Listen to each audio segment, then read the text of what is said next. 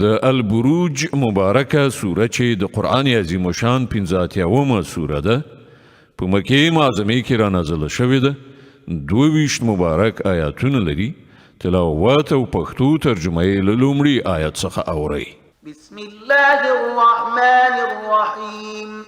د الله په نوم چې ډیر زیات مهربان پورا رحم لرونکی دی والسماء ذات البروج واليوم الموعود وشاهد ومشهود قسم دی په کلکو برجونو لرونکي آسمان او قسم په هغه ورځ چې د هغې وعده کړای شوې ده او قسم په لیدونکي او هغه څه چې لیدل کیږي قتل أصحاب الأخدود النار ذات الوقود إذ هم عليها قعود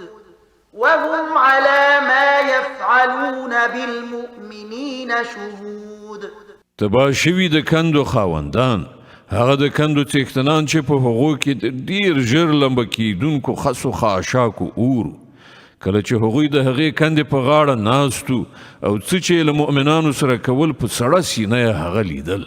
وما نقموا منهم إلا أن يؤمنوا بالله العزيز الحميد الذي له ملك السماوات والأرض والله على كل شيء شهيد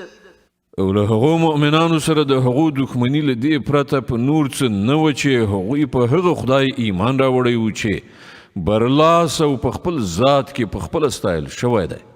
چې د آسمانونو او ځمکې د پادشاهۍ څښتن دی او هغه خدای هر څه ګوري إن الذين فتنوا المؤمنين والمؤمنات ثم لم يتوبوا فلهم عذاب جهنم ولهم عذاب الحريق بېشکه هغو کسانو چې په مؤمنانو نارینه او مؤمنانو ښځو ظلم او تیری وکړ او بیا یې ورڅخه توبه ونه ویستله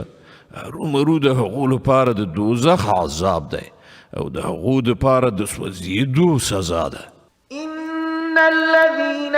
آمنوا وعملوا الصالحات لهم جنات تجري من تحتها الأنهار ذلك الفوز الكبير کومو خلکو چې ایمان راوړی دی او ښه عملونه یې کړي دي هرومرو د هغو لپاره د جنت باغونه دي چې د هغو لاندې به ویالې بهیږي دا دی ستر بریالیتوب إن بطش ربك لشديد په حقیقت کې ستاسې د پروردګار نیونه ډیره سخته ده إنه هو يبدئ ويعيد وهو الغفور الودود ذو العرش المجيد فعال لما يريد همغه په لومړي ځل پیدا کول کوي او همغه په دوهم ځل پیدا کوي او هغه بخونکی دی مینه کوونکی دی د عرش څښتن دی لوی او لوړ دی او څه چې یې خوښه شي د هغه کوونکی دی هل أتاك حديث الجنود فرعون وثمود آیا تاسې ته د لښکرو خبر رسېدلی دی د فرعون او د سمود د لښکرو بل الذين كفروا في تكذيب والله من ورائهم محيط بلکې څوک چې کافر شوي دي هغوی په دروغو کې اخته دي په داسې حال کې چې الله دوی له هر لوري سر کړي دي بل هو قرآن مجيد في لوح محفوظ د هغو په دې دروغجن کولو سره د دې قرآن هیڅ شی نه ورانیږي بلکې دا قرآن د لوړې مرتبې لرونکی دی